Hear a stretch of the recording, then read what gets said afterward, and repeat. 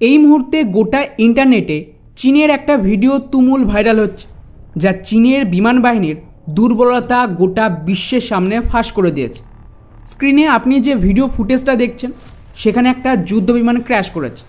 এটা একটা চীনা বিমান। হ্যাঁ, এখানে আপনি বলতে পারেন যে ভাই, চীনা বিমান ক্র্যাশ করার এই ঘটনাটা স্বাভাবিক, কারণ ভারত, আমেরিকা বা প্রায় সব দেশে এই ধরনের দুর্ঘটনা ঘটেই থাকে। কিন্তু চীনের ক্ষেত্রে বিষয়টা একেবারেই আলাদা। প্রথমত, চীনের ভেতর এই ধরনের ভিডিও সহজে বাইরে আসে না। চীনা সরকার গোটা দেশের ওপর কঠোর নজরদারি রাখে। সেখানে ইন্টারনেটের ফায়ারওয়াল রয়েছে, যা পেরিয়ে কোনো তথ্য বা কোনো ভিডিও দেশের বাইরে যেতে পারে না, যদি না চীনা সরকার তা চায়। কিন্তু তা সত্ত্বেও এই ফাইটার জেট ক্র্যাশের ভিডিওটা ভাইরাল হয়ে গেছে। এর মানে দাঁড়াচ্ছে চীনে অবশ্যই কোনো না কোনো লুপহোল রয়েছে, যা ব্যবহার করে ইনফরমেশন ওয়ারফেয়ার চালানো সম্ভব। দ্বিতীয়ত এবং সবচেয়ে গুরুত্বপূর্ণ বিষয় হলো, এই ভিডিওতে যে যুদ্ধবিমানটা ক্র্যাশ করেছে সেটা লো কোয়ালিটির ভিডিও হওয়ায় ঠিক কী বিমান তা স্পষ্ট বোঝা যাচ্ছে না। তবে ভালোভাবে লক্ষ্য করলে দেখা যাবে যে এটা অনেকটাই J-15 বিমানের মতন, যা রাশিয়ার Su-33 চীনা সংস্করণ।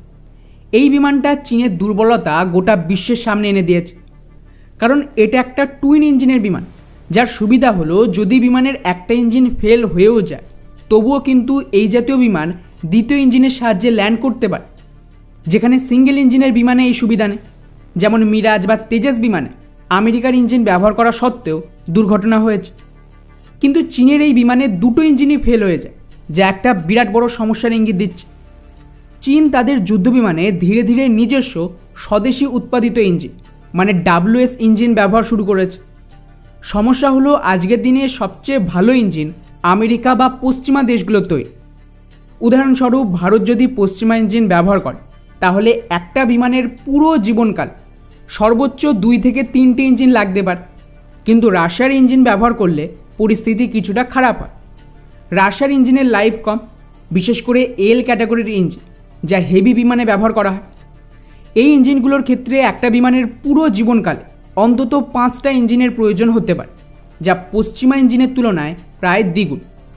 যুদ্ধের সময় এই সমস্যা মারাত্মক হয়ে উঠতে পারে, কারণ ইঞ্জিনের লাইফ কম হলে বিমানের যে অ্যাভেলেবিলিটি রেট সেটাও কমে যায়। উদাহরণস্বরূপ, যদি কোনো দেশের কাছে 100টা যুদ্ধবিমান থাকে আর সেগুলিতে পশ্চিমা ইঞ্জিন ব্যবহার করা হয়, তাহলে বিমানের অ্যাভেলেবিলিটি রেট 80 থেকে 90% পর্যন্ত হতে পারে। অর্থাৎ 100টা বিমানের মধ্যে 80 থেকে 90টা বিমান সবসময় যুদ্ধের জন্য প্রস্তুত থাকবে। হ্যাঁ, এখানে আরও কিছু ফ্যাক্টর রয়েছে, তাতে এটা একটু কম বেশি হতে পারে। অন্যদিকে রাশিয়ান ইঞ্জিন ব্যবহার করলে এই রেট কমে 50 থেকে 60%-এ নেমে আসতে পারে। অর্থাৎ 100টার মধ্যে প্রায় 50 থেকে 60টা বিমান যুদ্ধের জন্য প্রস্তুত থাকবে। এরপরেও চীন রাশিয়ার এই ইঞ্জিন রিভার্স ইঞ্জিনিয়ারিং করে নিজস্ব WS ইঞ্জিন তৈরি করেছে।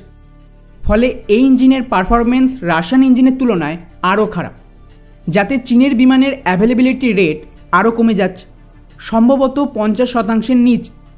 অর্থাৎ 100টা বিমানের মধ্যে অর্ধেকেরও কম বিমান সবসময় যুদ্ধের জন্য প্রস্তুত থাকবে। এই ইঞ্জিনের সমস্যার কারণেই কিন্তু চীনের এই বিমান ক্র্যাশ হয়েছে, এবং বলা হচ্ছে যে চীনে এই ধরনের ক্র্যাশের সংখ্যা মারাত্মক বেশি, যার খবর সচরাচর বাইরে আসে না। এই ভিডিওটা ভাগ্যবশত লিক হয়ে গেছে, তাই বিশ্ব জানতে পারে। চীনের কৌশল হলো, তারা তাদের বিমান বাহিনীর আকার সাইজে অনেক বড় রাখে, যাতে প্রতিবেশী দেশগুলো ভয় পায়। চীনের বেশিরভাগ প্রতিবেশী দেশ আকারে ছোট, তাই যদি চীন কোনো দেশের কাছে 50টা বিমানও থাকে, তাদের বিরুদ্ধে 300টা বিমান মোতায়েন করতে পারে। এতে একটা সাইকোলজিক্যাল চাপ তৈরি হয়, আর চীন যুদ্ধের আগেই জয়ী হয়ে যায়। এই কারণেই চীন কিন্তু তাদের সেনাবাহিনীতে এমন প্রযুক্তি ব্যবহার করে যা মাত্র 30 থেকে 40% পারফরমেন্স দেয়।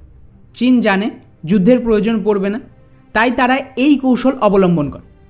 কিন্তু ভারতের ক্ষেত্রে এটা কাজে আসে। গত 60 বছর ধরে চীনের ব্যাপক ইনফ্লুয়েন্স ছিল ভারতের পলিটিক্স, কিন্তু এখন ভারত তাদের বিরুদ্ধে রুখে দাঁড়িয়েছে। 1967-র পর এই প্রথম 2017 সালে ডোকলাম সংঘাত, আর 2020 সালে ভারত চীনের বিরুদ্ধে শক্ত অবস্থান নিয়েছে। এই কারণেই চায়না ভারতের শর্ত মেনে এখন সরে যেতে বাধ্য হয়েছে। ফলে এই বিমান দুর্ঘটনা চীনের বিমান বাহিনীর দুর্বলতা গোটা বিশ্বের সামনে এনে দিয়েছে। যদিও চীনের বিমান বাহিনীর আকার ভারতের চেয়ে বড়, কিন্তু তাদের বিমানের অ্যাভেলেবিলিটি রেট কম হয় তারা সুবিধা করতে পারছে না। বেশিরভাগ মিডিয়া শুধুমাত্র চীনের বিমানের সংখ্যা নিয়ে কথা বলে, কিন্তু অ্যাভেলেবিলিটি রেটের কথা উল্লেখ করে না। এই দুর্বলতা চীনের জন্য একটা বড় সমস্যা।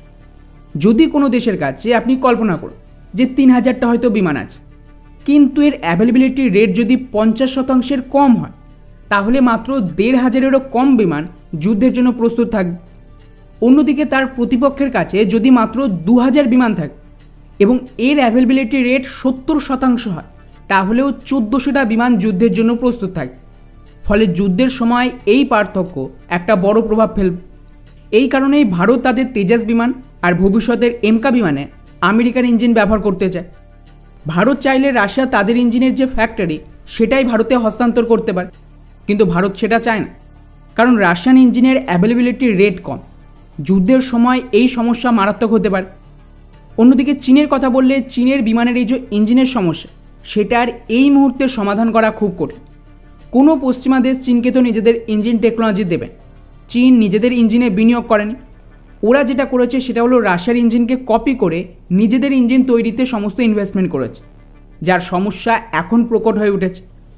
চীনের সেনাবাহিনীতে এক মারাত্মক দুর্নীতি রয়েছে, যেটা এই সমস্যাকে আরও বাড়িয়ে তুলেছে। ফলে ভারতের পয়েন্ট অফ ভিউ থেকে দেখলে ভারতের জন্য এটা একটা বিরাট বড় সুসংবাদ।